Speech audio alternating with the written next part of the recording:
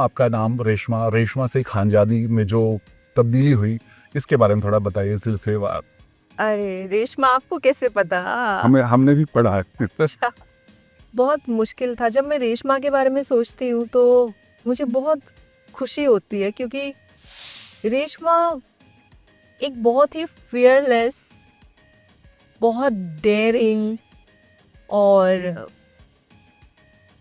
चीज़ों को वो बहुत गौर से समझना पसंद करती थी कि घर वाले अगर मुझे रोक टोक कर रहे हैं, बाहरी दुनिया में जो हो रहा है वो सारी चीज़ों से दूर रहने के लिए कह रहे हैं, क्यों कह रहे हैं, क्या वजह हो सकता है।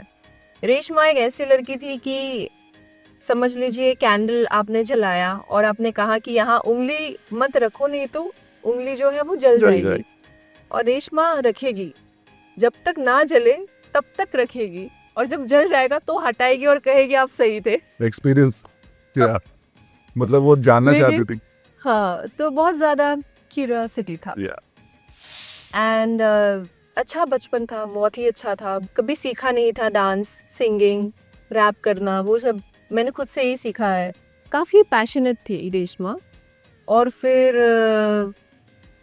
क्या हुआ था कि स्कूल में पढ़ाई को लेके आगे नहीं बढ़ पाई, बिकॉज हालात ऐसे थे। 6 सिबलिंग्स थे हम, फिर भाभी, बच्चे, बहुत बड़ी फैमिली थी। और उस दौरान हमारी जो घर के हालात थे वो कुछ सही नहीं थे, लाइक फाइनेंशियली चीज़ें काफ़ी बिगड़ गई थी। बचपन में हमने बहुत देखा है, आप कह सकते हैं कि सिल्वर स्पून लेके मैं पैदा हुई थी। लेकिन फिर धीरे धीरे क्या होता है ना कि समय हमेशा एक जैसा नहीं रहता है। तो मैंने देखा है वो राइज भी देखा है, वो फिर डाउनफॉल भी देखा है। तो मुश्किल था चीज़ें काफ़ी। तो ये भी एक रीज़न था, पढ़ाई को आगे लेके नहीं जा पाई। और ऊपर से हाँ, और एक रीज़न ये था कि मैं चंचल थी।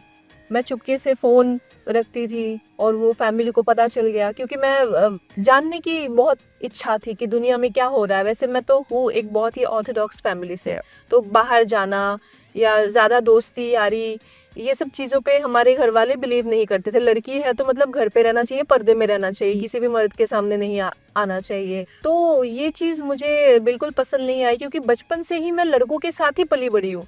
मैं टॉमबॉय जैसी थी, तो मुझे ये इक्वेशन समझ में नहीं आया। फिर मुझे लगा कि मुझे तुम लोग इतना गलत क्यों समझते हो, ऐसा तो कोई सीन नहीं है। और मैं थी बहुत खूबसूरत, मतलब हूँ, पर वो उसके वजह से मतलब बहुत ज़्यादा इनसिक्योर हो जाते थे। तो हालात तो सही नहीं था। और ऊपर से ये भी एक पॉइंट मिल गया कि अच्छा अभी मतलब फेसबुक भी चलाती है चुपके से।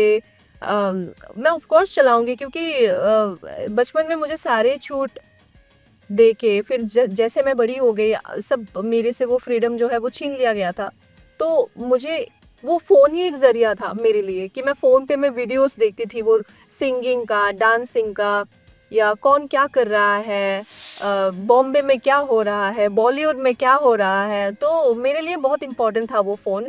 तो मैं अपने जो कान की बाली है, वो एक कान की बाली किसी को एक हाथ में दिया और एक हाथ से फ़ोन लिया, 2-3 हज़ार का, सोचो। क्या बात है। क्योंकि खुद की हिम्मत नहीं होती थी कि जाके मैं खरीद पाऊँ, नहीं बेच पाऊँ अच्छा उसको, वैसा। या कोई मुझे पैसे देगा, क्योंकि सब पहचानते थे ना कि खान साहब की बेटी है, तो घर पे बता देंगे, समझ रहे हो ना। तो ये सब बदमाशी करनी पड़ती थी, लेकिन वो करना ज़रूरी भी था। वो अगर नहीं किया होता तो शायद आज यहाँ नहीं होती। अगर मैंने अपने सपनों को सेक्रीफाइस कर दिया होता तो शायद मैं यहाँ तक नहीं आती। तो मुझे करना पड़ा वो सारी चीज़ें, लेकिन मैंने वो गलत तरीके से कोई भी चीज़ को इस्तेमाल नहीं किया है। अगर वो फ़ोन था तो मैंने उसको सही जगह यूज़ किया है। जो भी इंफॉर्मेशंस मुझे चाहिए थे या जो भी टैलेंट आज मुझ में है, वो सारे उस फ़ोन से ही है। तो यही है। और ये सब रेशमा बहुत माहिर थी ये सब करने में।